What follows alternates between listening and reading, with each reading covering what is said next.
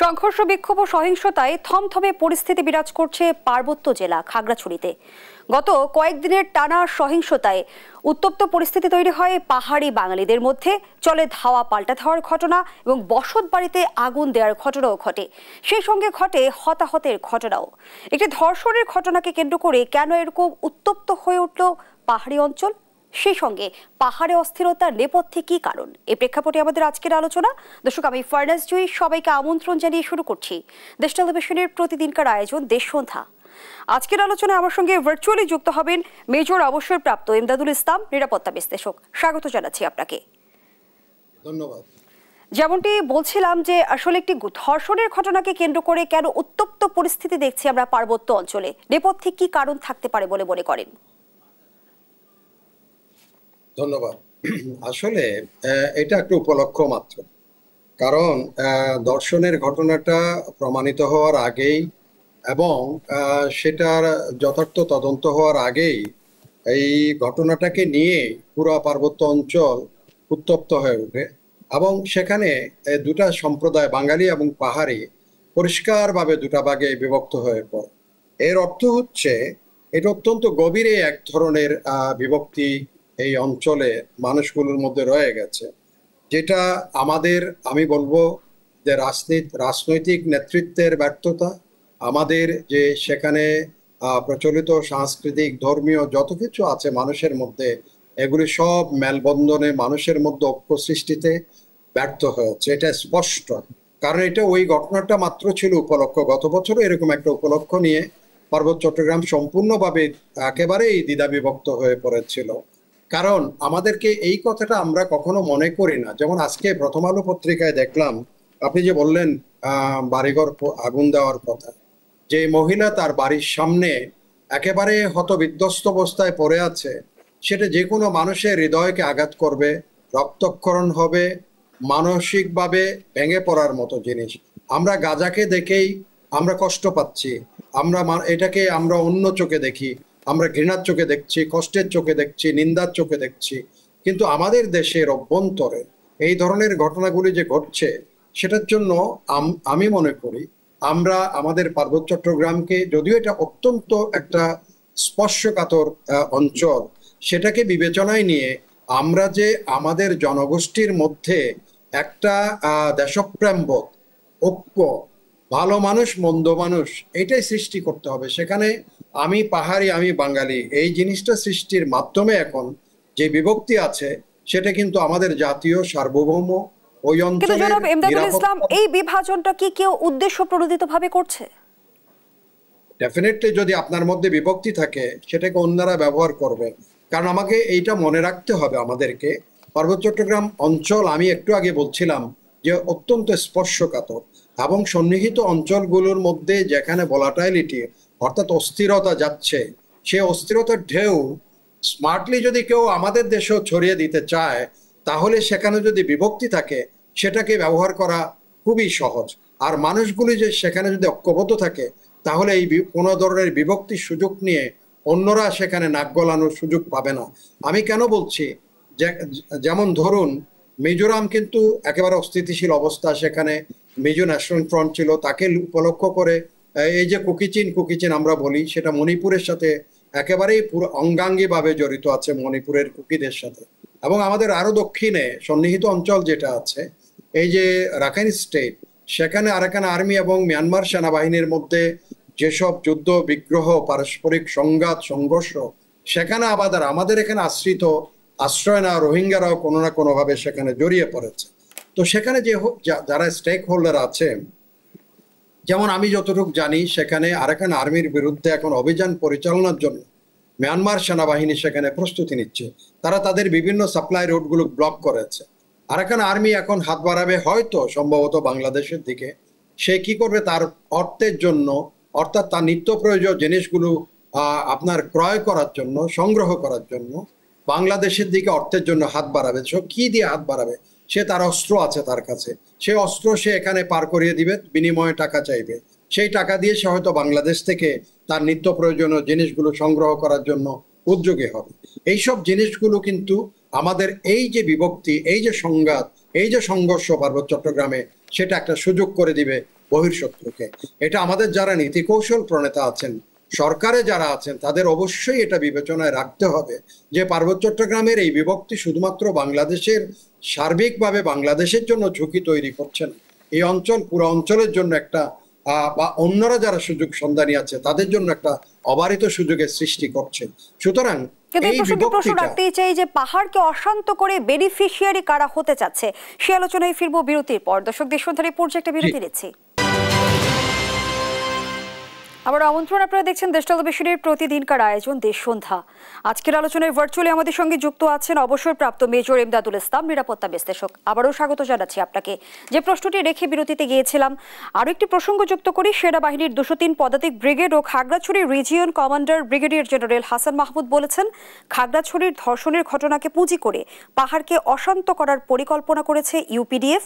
এর রেশ 3 পার্বত্য জেলায় পড়ার আশঙ্কা করেছেন তিনি। জানতে চাই, পাহাড়কে অশান্ত করে আসলে বেনিফিশিয়ারি কারা হতে চাইছেন? ধন্যবাদ। আসলে পার্বত্য চট্টগ্রাম, আমি শুরু থেকেই বলেছিলাম আপনাকে যে এটা স্পর্শকাতর একটা অঞ্চল। এটার কারণ হচ্ছে সন্নিহিত অঞ্চল।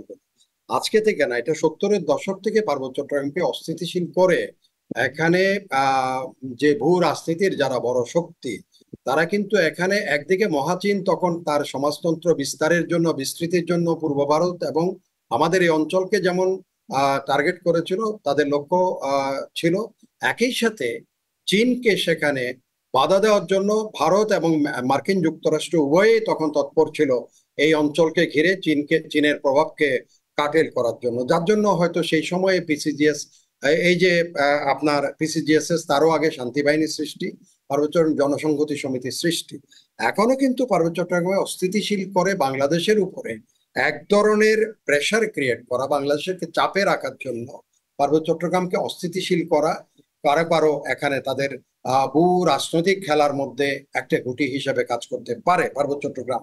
সেজন্য পার্বত্য চট্টগ্রাম যদি অস্থিতিশীল থাকে, সেখানে বাংলাদেশ যদি এক ধরনের চাপে থাকে, তাহলে বাংলাদেশকে ধরেন যেটা আমরা বলি ভূ কৌশলগত অবস্থান থেকে বাংলাদেশকে, সেটা ব্ল্যাকমেইল হোক, বাংলাদেশের উপর এক ধরনের প্রেশার সৃষ্টি করা হোক, অথবা বাংলাদেশকে কোনো বলয়ের মধ্যে অন্তর্ভুক্ত করার জন্য এক ধরনের সুবিধা যারা লক্ষ্য নির্ধারণ করবে তাদের জন্য এটা হবে। তো সেজন্য পার্বত্য চট্টগ্রাম যদি অস্থিতিশীল থাকে, এখানে দুটো জিনিস আছে। একটা হলো বাংলাদেশ সেনাবাহিনীকে সেখানে ব্যতিব্যস্ত থাকতে হবে। বহির্বিশ্বে বাংলাদেশ সেনাবাহিনী এখন যে পিস কিপার হিসেবে, শান্তিরক্ষী হিসেবে আন্তর্জাতিক বলয়ে যে সুনাম আছে, সেখানে হয়তো একটা চিহ্ন, প্রশ্নবোধক একটা চিহ্ন আসতে পারে যে পার্বত্য চট্টগ্রাম তোমার দেশে যেখানে অস্থিতিশীল, তোমার দেশকে যেখানে তুমি শান্তিতে রাখতে পারো না, বাইরের বহির্বিশ্বে তুমি শান্তি স্থাপন করবা কি ধরনের, এই ধরনের একটা প্রশ্ন, কিন্তু প্রশ্নবোধক চিহ্ন বাংলাদেশ সেনাবাহিনীর জন্য কোনো যারা স্বার্থান্বেষী মহল কিন্তু তৈরি করতে পারে। সেটার থেকে পরিত্রাণ পাওয়া বা আমাদের সার্বভৌমত্ব, আমাদের স্বাধীনতাকে নিশ্চিত করার জন্য পার্বত্য চট্টগ্রাম, আমি যেটা বলছি, সেখানে জনগণের মধ্যে এই যে বিভক্তি, সেটাকে অবিলম্বে সেখান থেকে মানুষদের সরিয়ে আনতে হবে। মানুষদেরকে অন্তত একটা দেশের নাগরিক হিসেবে তার মধ্যে এই বোধ শক্তিটা কখনো যেন, সে পাহাড়ি হলে তার মধ্যে এই বোধ কখনো যেন না আসে যে আমি বোধহয় এই দেশের নাগরিক হিসাবে আমি এখানে আমরা যেটাকে বলি নেগলেক্টেড, অবহেলিত, এই অবহেলার ধারণা যেন কোনো মানুষের মনের মধ্যে সৃষ্টি হয়ে কোনো ধরনের ক্ষোভ যেন মানুষের মধ্যে না থাকে। ক্ষোভ কিন্তু অত্যন্ত খারাপ জিনিস, মানুষকে উদ্বুদ্ধ করে। এই যে দেখেন, এটা হচ্ছে, আমি এটা ধর্ষণের ঘটনা নয়, কিন্তু এটা পারস্পরিক ক্ষোভ থেকে কিন্তু এই আগুন দেওয়া, এই মারামারি, এই যে আজকে যদি এটা হতো যে আগুন নিবানোর জন্য, আমরা ছোটকালে দেখেছি কোথাও আগুন লাগলে সবাই একসাথে দৌড়ায় তার আগুন নেবানোর জন্য। আজকে সেখানে আগুন দেওয়া হচ্ছে, সেখানে লুট করা হচ্ছে, সেখানে হত্যাকাণ্ডের শিকারে পরিণত করা হচ্ছে। এইসব জিনিসগুলো আমি শুরুতে যেরকম বলি, আবারও আমি দায়বদ্ধ করব আমাদের রাজনীতিবিদদের, আমাদের কৌশল প্রণেতাদের। তারা ব্যর্থ হয়েছেন মানুষকে একীভূত করাতে, তারা ব্যর্থ হয়েছেন মানুষকে বলতে যে এটা আমার দেশ। এই কথাটা মানুষ যদি সমস্বরে, পাহাড়ি, বাঙালি, হিন্দু, মুসলমান যারা আছে ওখানে, বৌদ্ধ, খ্রিস্টান, সবাই যদি এটা বলতো যে এটা আমার দেশ, যারা খারাপ মানুষ তার বিরুদ্ধে আমি দাঁড়াচ্ছি, ভালো মানুষের পক্ষে আমি দাঁড়াচ্ছি, এই কথাটা, এই চেতনাবোধ, এই বোধ যতক্ষণ মানুষের মনে, তার অন্তরের অন্তঃস্থলে প্রথিত না হবে, ততক্ষণ পর্যন্ত কিন্তু আমাদের জন্য এই সমস্যা থাকবে। আমরা এটা বারবার ফেস করব। একটা ঘটনাকে উপলক্ষ করে আপনি সমতলে হচ্ছে ধর্ষণ হচ্ছে, তার অর্থ কি সেখানে দুই ভাগে বিভক্ত হয়ে মানুষ একজনের বাড়ি থেকে একজন আগুন দিচ্ছে নাকি বিচার চাচ্ছে? বিচার চাইবে, মানুষ বিচার চাইতে পারে, কিন্তু সেখানে পারস্পরিক দ্বন্দ্ব, হাঙ্গামা, সেনাবাহিনীর গাড়ির উপরে আগুন দেওয়া, গুলি করা, তারপর সেখানে সেনাবাহিনী ফেরত যাও স্লোগান দেওয়া, এগুলি হচ্ছে বহিঃপ্রকাশ মানুষের এক ধরনের তার নেতিবাচক বা তার ক্ষোভ থেকে। সেটা কিন্তু দূর করার দায়িত্ব কিন্তু সরকারের। সরকারকে সেদিকে সজাগ দৃষ্টি যদি না দেয়, সরকার আরো ধরনের বড় বড় বিপদের মুখোমুখি হবেন, এটা একেবারে নিশ্চিত করে আমি বলতে পারি। আলম চৌধুরী বলেছেন, একটি মহল খাগড়াছড়িতে অস্থিতিশীল পরিস্থিতি তৈরি করার চেষ্টা করছে, ভারত বা ফ্যাসিস্টদের ইন্ধনে ঘটনা ঘটে থাকতে পারে। আপনিও কিছুক্ষণ আগে বলছিলেন যে আমাদের পার্বত্য অঞ্চল বেশ কিছুদিন আগে, বহু বছর ধরেই আসলে ভূ রাজনীতির একটা অংশ হয়ে গিয়েছে। সেই জায়গা থেকে আমাদের স্পর্শকাতর অঞ্চলকে নিয়ে ভারত কোনো নীল নকশা করছে কি? আমার বক্তব্য হচ্ছে, এখানে কেউ যদি নীল নকশা করুক, সুযোগ পেলে সে করতে চাইবে। আপনি the Indian travel periphery, Subir ভৌমিকের বইতে দেখবেন পরতে পরতে পাতায় পাতায় আছে কিভাবে ইনফিলট্রেশনের জন্য তারা তাদের যে স্পাইওনিজিং এজেন্সিগুলোকে তারা নিয়োগ করে। একই সাথে আপনার কাউবয় অফ ইন্ডিয়া, কাউয়ের বইতে আপনি দেখবেন কিভাবে সেখানে অপারেশন চলে। বা তারাও আমাদেরকে এক সময়ে সময়ে আমাদেরকেও ব্লেম করেছে, দোষারোপ করেছে, আমরা নাগাদের আশ্রয় দিয়েছি, মিজোদের আশ্রয় দিয়েছি, এসব কথাবার্তা আছে। কিন্তু আমার কথা হচ্ছে, আমি যদি সেখানে উর্বর ক্ষেত্র সৃষ্টি করে দেই, আপনি বীজ বপনের জন্য যদি উর্বর ক্ষেত্র থাকে, সেই বীজ বপন করবে। আমি যদি সেখানে কোনো উর্বরতা না রাখি, সেখানে যদি কোনো ধরনের এই সমস্যা, এই যে মানুষে মানুষে ভুল বুঝাবুঝি, মানুষে মানুষে বিভক্তি, এটা যদি সুযোগটা না দেই, তাহলে সেখানে কারো বাপের সাধ্য নাই যতই চেষ্টা করুক পার্বত্য চট্টগ্রামকে অস্থিতিশীল করা। কিন্তু আমি যদি গিভেন বলা হয়, গিভেন সিচুয়েশন, আর মিলিটারিতে বলে গিভেন সিচুয়েশন, আমার সিচুয়েশনটাকে যদি আমি সেরকম করে রাখি, উত্তপ্ত করে রাখি, আমি পেট্রোল দিয়ে রাখছি, কেউ একজন এসে খালি এখানে আগুন দিবে, তাহলে এটা ধাউ ধাউ করে জ্বলবে। আমি সেখানে জ্বালানি দিয়ে রেখেছি, আমি সেখানে আপনি ভূমিকা এমন করেছি একেবারে সব তাবদাহের মধ্যে আছে, সেখানে গিয়ে আমি একটা স্ফুলিঙ্গের সৃষ্টি করলাম, সেটা সেখানে দাবানল হবে। এটা অন্যকে আমি সুযোগ দিব কেন? আমি যে অন্যকে দোষ চাপানোর থেকে আমি নিজের দিকে প্রথম দেখতে হবে। আমার মানুষ কেন সেখানে বিভক্ত হয়ে আছে? আমার মানুষরা কেন পরস্পর মুখোমুখি হবে? বাইরের থেকে একজন আসলো, আমার ঘরের ভিতরে এসে যদি বলে যে তোমার ভাই, তুমি তোমার ভাইয়ের মাথায় একটা বাড়ি মারো, আমি কি আমার ভাইয়ের মাথায় বাড়ি মারবো? আমি যদি আমার ভাই আর আমার মধ্যে বোঝাপড়া থাকে, আমরা যদি সম্বন্ধ সেরকম থাকে, আমার সম্পর্ক যদি হয়তো পারস্পরিক, আমার ভাইকে আমি জানি আমার ভাই আমার জন্য কিরকম অনুভব করে, আমার জন্য জীবন দিতে রাজি আছে আমার ভাই, এটা যদি আমি বুঝি, বাইরের লোক এসে বলে তোমার ভাইয়ের মাথায় একটা বাড়ি মারো, আমি মারবো। ইমদাদুল ইসলাম, আমরা গত বছরও কিন্তু পাহাড়ের সহিংসতার ঘটনা দেখেছি, কিন্তু পার্বত্য অঞ্চলে আসলে এই যে সহিংসতা আমরা দেখছি দিনের পর দিন, এই সহিংসতা নিরসন আসলে টেকসই সমাধানটা কিভাবে আসবে, সে প্রশ্নটি রেখে আবারও বিরতিতে যেতে চাই। দর্শক, দেশ সন্ধানের পর্যায়ে আবারও বিরতিতে যাচ্ছি, সাথেই থাকুন। আবারও আমন্ত্রণ, আপনারা দেখছেন দেশ সন্ধ্যা। আজকের আলোচনা চলছে পাহাড়ে অস্থিরতার নেপথ্যে কারণ কি, এই শিরোনামে আমরা আবারও যুক্ত হচ্ছি ইমদাদুল ইসলামের সঙ্গে। ইমদাদুল ইসলাম, আপনার কাছে প্রশ্ন রেখে বিরতিতে গিয়েছিলাম, যে প্রশ্নটি ছিল পার্বত্য অঞ্চলের সংকটের টেকসই সমাধান কিভাবে আসবে? ধন্যবাদ। আসলে টেকসই সমাধান বলতে একদিনে এই সমাধান আসবে না। এটা দীর্ঘকালীন একটা সমস্যার সৃষ্টি হয়েছে। যেমন কাপ্তাই বাঁধের মধ্যে যারা ক্ষতিগ্রস্ত হয়েছে, পাহাড়ি জনপদ, তাদেরকে যেমন পুনর্বাসন করা হয়েছে, সেখানে তারা যেন সত্যিকার অর্থে পুনর্বাসিত হয়ে তারা যেন মনোবেদনাটা তাদের চলে যায় যে তারা এক সময় উচ্ছেদ হয়ে আসছে তাদের ভিটে মাটি থেকে। দ্বিতীয়ত, যেখানে বাংলাদেশের অন্যান্য অঞ্চল থেকে যেসব মানুষেরা সেখানে বসতি স্থাপন করেছে, তাদের মধ্যে একটা ঐক্য, রিকনসিলিয়েশন বা এক ধরনের তাদের মধ্যে পারস্পরিক সম্পর্ক সৃষ্টি করার জন্য আমরা কোনো ধরনের রাষ্ট্রীয় পর্যায় থেকে কোনো ধরনের কোনো প্রোগ্রাম কর্মসূচি আমরা কখনো কিন্তু প্রণয়ন করি নাই, গ্রহণ করি নাই। মানুষকে মানবতার মধ্যে রেখে, মানুষকে তার মানবিক কল্যাণ যেগুলো আছে দৃষ্টিভঙ্গি, সেগুলো যেন মানুষের মধ্যে ব্যাপ্তি লাভ করে, মানুষ যেন সেটার উপরে ভিত্তি করে তার জীবন যাপন করতে পারে, মানুষের মধ্যে হানাহানি সেটা যেন বিদূরিত হয়, এই ধরনের কর্মসূচিগুলো আমরা সরকারি পর্যায় থেকে আমরা সেখানে গ্রহণ করি নাই। দ্বিতীয়ত যেটা হয়েছে সেটা হচ্ছে পাহাড়ে প্রচন্ড এক ধরনের চাঁদাবাজির ব্যাপ্তি ঘটেছে। সেনাবাহিনী যেখান থেকে যেসব ক্যাম্পগুলো থেকে সরে এসছে শান্তি চুক্তি অনুযায়ী, সেখানে কিন্তু 4টা দল পার্বত্য চট্টগ্রামে এখন সেখানে চাঁদাবাজিতে ব্যাপৃত আছে। সেটার মাধ্যমে পাহাড়ের মানুষগুলির মধ্যে এক ধরনের কষ্ট, দুঃখ, এক ধরনের যাতনা, এক ধরনের নির্যাতন, নিপীড়ন, এই জিনিসগুলো মানুষের মধ্যে সৃষ্টি হয়েছে। সেখানে তাদের নিরাপত্তা একদিকে যেমন নিশ্চিত করার ব্যবস্থা খুব সুদৃঢ়ভাবে গ্রহণ করতে হবে, তবে রিকনসিলিয়েশন জিনিসটা মানুষের মধ্যে, এই যে পাহাড়ি বাঙালি বলে যে জিনিসটা সৃষ্টি হয়েছে, যেটা উপলক্ষ করে এই সমস্যার সৃষ্টি হয়, দাঙ্গা হাঙ্গামা সৃষ্টি হয়, সেটা থেকে পরিত্রাণ পাওয়ার জন্য সমাধানের পথ হচ্ছে সরকারকে এগিয়ে এসে এই কর্মসূচি, অঞ্চল অঞ্চল ভিত্তিক কর্মসূচি গ্রহণ করতে হবে, যে মানুষের মূল্যবোধ ফেরানোর জন্য। সেখানে যারা মননশীল মানুষেরা আছে তাদেরকে দিয়ে উদ্যোগী ভূমিকা পালন করা উচিত বলে আমি মনে করি। স্থানীয় যেমন ওখানে কারবারি আমরা তো জানি যে পার্বত্য চট্টগ্রাম শান্তি চুক্তির ২৬ বছর পেরিয়ে গেছে, এখনো বলা হয় যে চুক্তির পূর্ণাঙ্গ বাস্তবায়ন হয়নি। চুক্তি থেকে আমরা বিচ্যুত কেন হলাম? বিচ্যুতি হয় নাই, চুক্তি থেকে বিচ্যুত হয় নাই বলে সেখানে এখনো পর্যন্ত রিজিওনাল কাউন্সিল আছে। ওখানে চুক্তি অনুযায়ী রিজিওনাল কাউন্সিলের চেয়ারম্যান হবেন একজন উপজাতীয়, সেটাও উপজাতীয় চেয়ারম্যান আছে। তিনটা আপনার জেলা পরিষদ আছে, সেখানেও শান্তি চুক্তি অনুযায়ী জেলা পরিষদের চেয়ারম্যানরা একজন উপজাতীয় হবে, সেটাও আছে। সেখানে শান্তি চুক্তি অনুযায়ী কতজন কোন জনসংখ্যার কোন জাতিসত্তার থেকে আসবে সেটাও হচ্ছে। সেখানে অনেকগুলো জিনিস এখন কিন্তু রিজিওনাল কাউন্সিলের হাতে অর্পণ করা হয়েছে। সেখানে প্রশাসনের অনেক কিছু রিজিওনাল কাউন্সিলের মধ্যে হস্তান্তর করা হয়েছে। চিটং হিল ট্রাক্স ডেভেলপমেন্ট বোর্ড আছে, সেটাকেও হস্তান্তর করা হয়েছে। শুধুমাত্র একটা জিনিসের ক্ষেত্রে এসে আমি যতটুকু জানি সেটা স্ট্যাগন্যান্ট হয়ে আছে, সেটা স্তীমিত হয়ে আছে শান্তি চুক্তির অগ্রগতিটা, সেটা হচ্ছে ভূমি সমস্যা। ভূমি সমস্যার জন্য ভূমি কমিশন করা হয়েছে।